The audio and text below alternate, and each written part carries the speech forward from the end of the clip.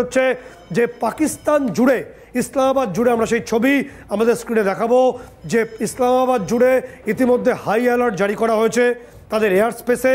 সেই ছবি সকাল থেকে আমরা দেখছি যে ইসলামাবাদের এয়ার স্পেসে high alert, Pakistan high alert মোডে চলে গেছে, বুঝতে পেরেছে আর কোনো রকম কিছু করলে এবার কিন্তু শিড়ে সংক্রান্তি আছে।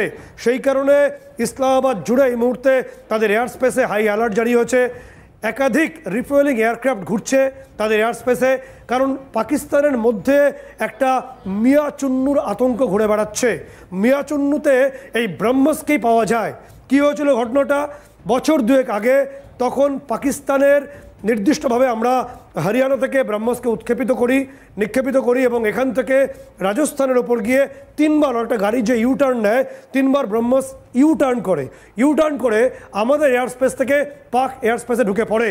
এরপর 3 মিনিটের মধ্যে মুলতানে পৌঁছে সেখানে মিয়াচুন্নুতে একটা জঙ্গি ঘাঁটি এবং একটা বেআইনি অস্ত্র ফ্যাক্টরি ছিল, তার উপর আছড়ে পড়ে।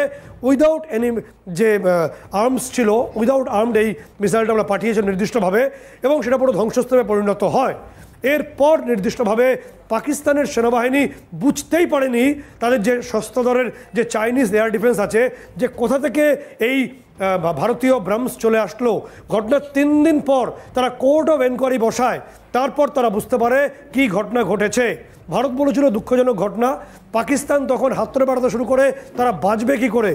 এরপরে তৎকালীন যিনি মেজর ছিলেন সেখানকার বাবর ইফতিকার, তিনি কি বলেছিলেন দেবাশিস, সেই বক্তব্য একবার আমরা দর্শকদের শোনানোর চেষ্টা করব। একেবারেই এই মুহূর্তে